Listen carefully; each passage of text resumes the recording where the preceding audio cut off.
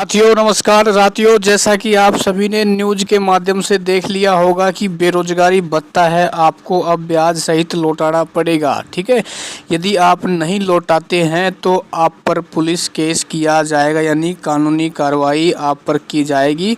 यदि आप नहीं करेंगे तो आपको जेल तक की हवा खानी पड़ सकती है। साथियों, पूरी सच्चाई में इस वीडियो के माध्यम से सभी दोस्तों को बताना चाहूँगा कि बेरोजगारी भत्ता है, जैसे मान लो आपने दो साल तक लिया है तो आपको 84,000 हो जाएंगे, है ना। मेल व फीमेल कैंडिडेट, जो मेल कैंडिडेट हैं उसके 72,000 और फीमेल के 84,000।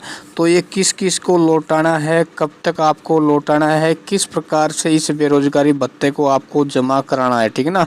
तो सारी जानकारी मैं इस वीडियो में बता रहा हूँ, तो इस चैनल को ज़रूर सब्सक्राइब करें और वीडियो को पूरा देखना मेरे साथियों, और ज़रूर से ज़रूर अपने साथियों के पास भी आप शेयर करना। देखो साथियों, आपने देखा होगा 2 दिन पहले एक न्यूज़ आई थी कि जो बेरोजगारी भत्ता ले रहे हैं उनमें से ऐसे कैंडिडेट जो फर्जी तरीके से, है ना, फर्जी तरीके का मतलब जानते हो, जैसे उसकी परिवार की भाई वार्षिक आय कितनी है, 2 लाख से ऊपर है, यानी उसके फैमिली में कोई ऐसा कर्मचारी हो जो सरकारी जॉब में हो, ठीक है। और लेकिन उसका कैंडिडेट क्या है, जैसे आपके फादर हैं वो जॉब में, आपके ब्रदर हैं, आपकी मदर जॉब में है, लेकिन आपने क्या किया, गलत तरीके से आय प्रमाण पत्र बनाकर बेरोजगारी भत्ता प्राप्त किया है। ये काफ़ी साथी ऐसे हैं जिनके भाई क्या है, प्राइवेट जॉब करते हैं लेकिन उनकी आय ज़्यादा है, तो आप पर साथियों ऐसा कुछ असर नहीं पड़ेगा।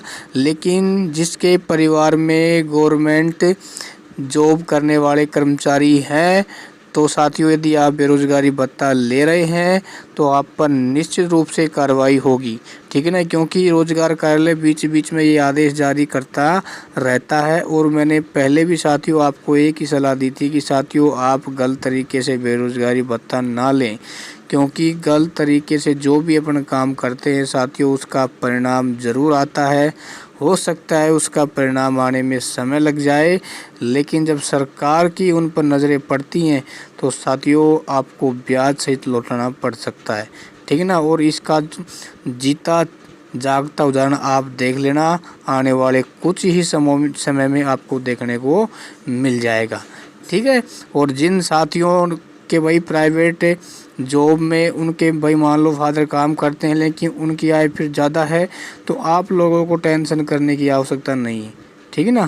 क्योंकि जो सरकारी कर्मचारी हैं वो क्या है, इसमें उनके जो बच्चे होते हैं वो अपात्र होते हैं, लेकिन क्या करते हैं, गलत तरीके से आय प्रमाण पत्र बनवा के, ठीक है ना, उसमें जो आय है उसमें वो दिखा देते हैं।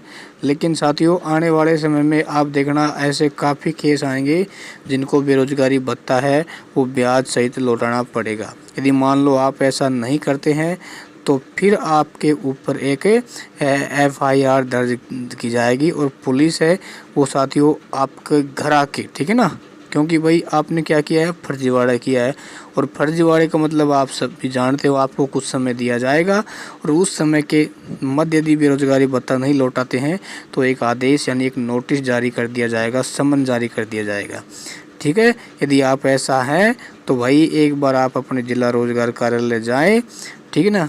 ऐसा मत सोचना कि भाई हम बच जाएंगे, साथियों बचने वाली इसमें कोई संभावना होगी नहीं, क्योंकि सरकार ने जितना भत्ता दिया है वो ये चाह रही है कि भाई किन्होंने गलत तरीके से भत्ता लिया है उनको क्या है, उन पर कार्रवाई की जानी चाहिए। इसलिए साथियों मैं कहता हूँ कोई भी कार्य आप गलत मत करो, क्योंकि आप कुछ समय के लिए, कुछ महीनों के लिए तो आप खुश हो जाएंगे कि हमने बेरोजगारी भत्ता ले लिया, देखो हम कितने महान हैं, लेकिन साथियों नहीं बच पाओगे, तीसरी आंख से आप नहीं बच पाओगे मेरे दोस्तों, और इसका जो खामियाजा है वो आपको भुगतना ही पड़ेगा। और जब आप भुगतोगे ना तो मेरे दोस्तों आपको बहुत कुछ चुकाना पड़ता है, ठीक है। तो ऐसे साथी बिल्कुल डरे नहीं जिनके भाई मान लो फादर जॉब में है, ब्रदर जॉब में है, और आपकी आय मान लो 2 लाख से क्रॉस हो रही है, ठीक है ना, तो आपको टेंशन लेने की आवश्यकता है नहीं।